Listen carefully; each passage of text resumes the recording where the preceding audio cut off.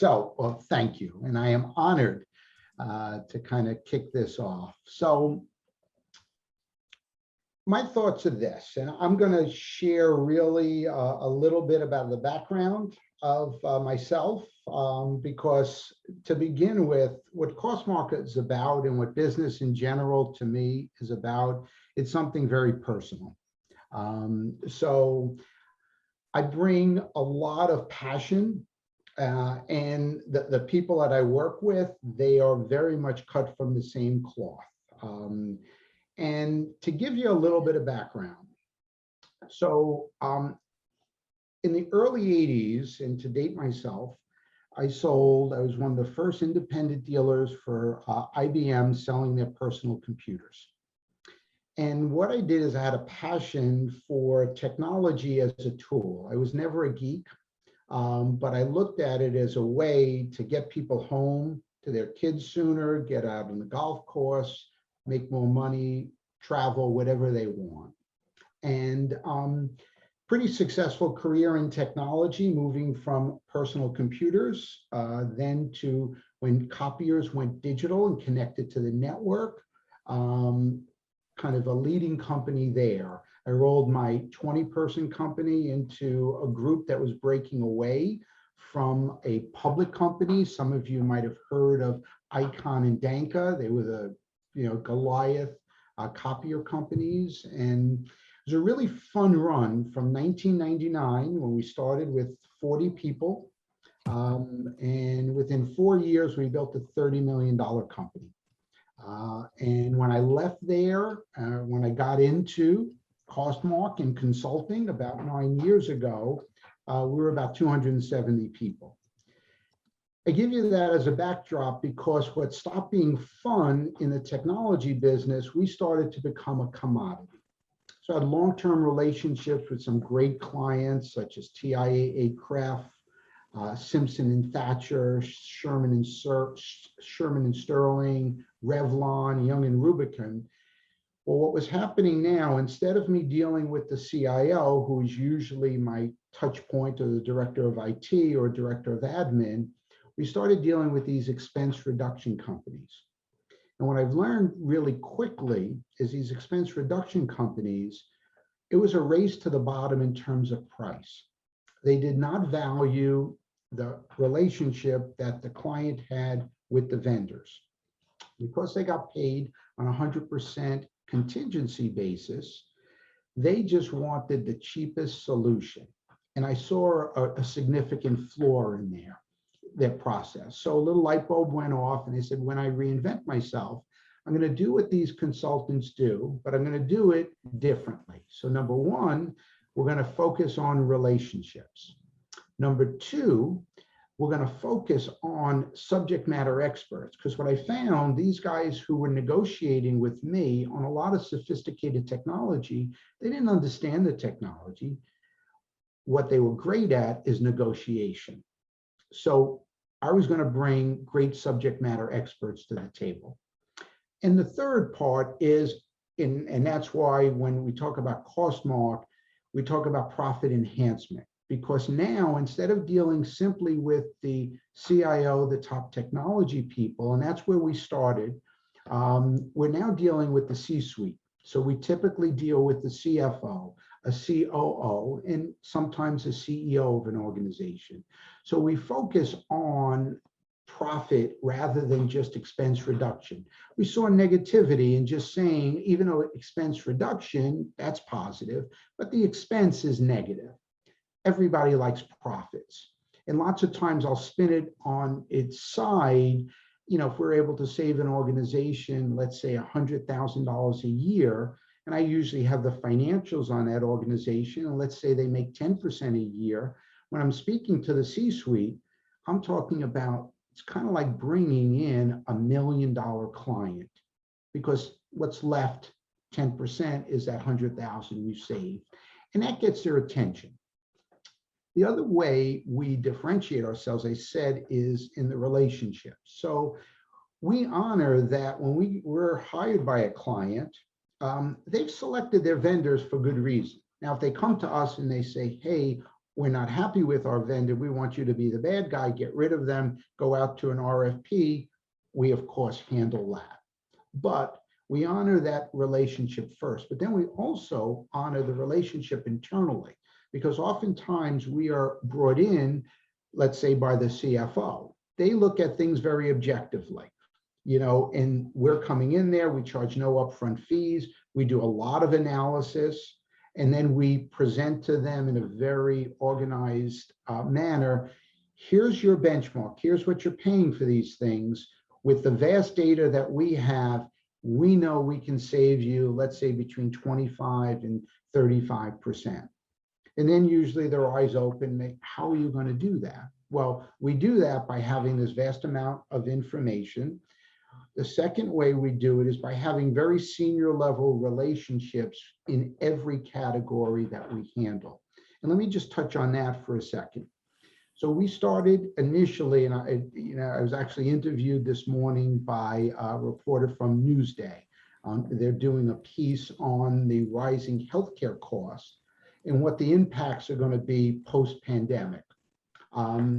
So I developed a little talk track there that we started handling high tech, but now we handle from high tech to high cost, because healthcare is one of the top 3 expense items out there. So that's where we will partner with certain brokers out there. And I'm actually very proud to say, a lot of and again, personal, Cara, my daughter, is on our team. She's also part of Fiden's team. She just passed her insurance license yesterday. So we're pretty pumped up about that. But again, we will deal with these high cost items as healthcare. But we will come in there, we're honoring the relationships, we give them a vast amount of data, and then we take a very objective look at what's going on. But we realize that internally, we don't have so much competition, other expense reduction companies or profit enhancement companies. It's the internal organization.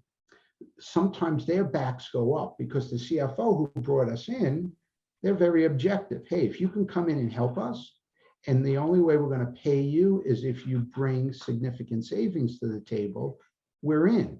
But now when we're dealing with administration, or we're dealing with HR, or we're dealing with IT, sometimes they'll get very protective about their turf.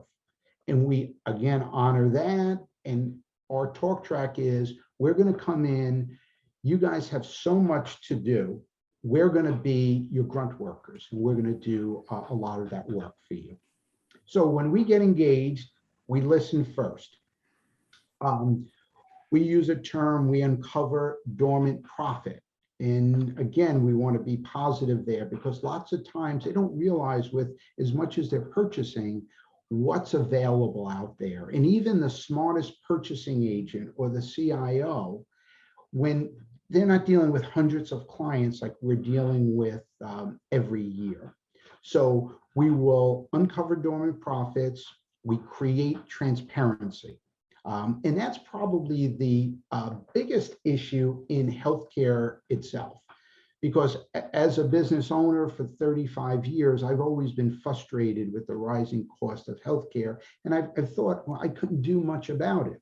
Well, with the teams that we have, we're able to, whether you're under 100-person organization and you might be community rated, or you might be considering a PEO, professional employer organization, or you're on the high end, which will be over 200 people, and you might consider to go self-funded, or our experts talk about that as being alternate funded, because it's kind of a misnomer. You still have insurance on the very high end for any catastrophic claims. So, but a big part of what our team does, we create transparency.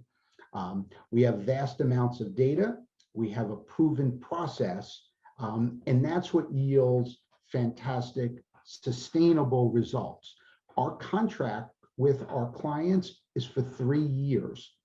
So a lot of the heavy lifting we do is in year 1, when we are doing that analysis and we're helping implement. And by the way, we don't just kind of give advice. We will run the RFP if necessary. We will handle the installation. We just did a 3-month review with one of our major healthcare clients. It was a half-an-hour call going through all the data. And this client who's spending $4 million a year, which we've saved them $500,000 in the first year. So then our experts there will actually help them. They're rolling out, enrollment, the first week in November. They get involved with that process. We play that role of quarterback, and we love to partner, and that's why we're doing more and more with Alan. In fact, Alan and his team are going to be down. We have a charity outing next Monday. They're going to be here, and I'm going to be taking a trip with them to Tampa, setting up kind of introductions there. So we can bring our services, and then we bring Alan's services, to the table as well. What else do I want to share? Knowing some of the pushbacks that we get, we don't usually get pushback on our fees because, again, we work on a contingency basis. I like to make the analogy, if we were a professional athlete, we would be a golfer. Why? Because just because you're in the tournament on Thursday doesn't mean you get a payday on Sunday. You have to make that cut. You've got to make it to the weekend. Our cut is we show significant savings, and then we share in those benefits. But we have found that lots of times we're saving so much. I like to say the peak of our relationship with our client is when we go in, and I'll give you a real example. So we have a major healthcare system on Long Island. We got involved with helping them with copy print and office supplies. The office supplies were a particular challenge. They were spending $1 million a year on office supplies. They have 165 locations, 8,000 people. We were able to save them $250,000 a year. We get 1/3 of that. They loved the $250,000 a year. When they had to start writing us checks for $80,000 a year, guess what? They started to negotiate with us. I had to concede $10,000 a year on that. So I learned from that, and we actually have created a different model when we get that big, where we actually have a GPO in place. We have a contract in place. And again, full transparency, because that same organization, if we went to them and said, hey, we can get you from $1 million to $830,000, they would love it, 17% save. But because we showed them $1 million to $750,000, and then here's our fee each year of $80,000, which we're going to monitor.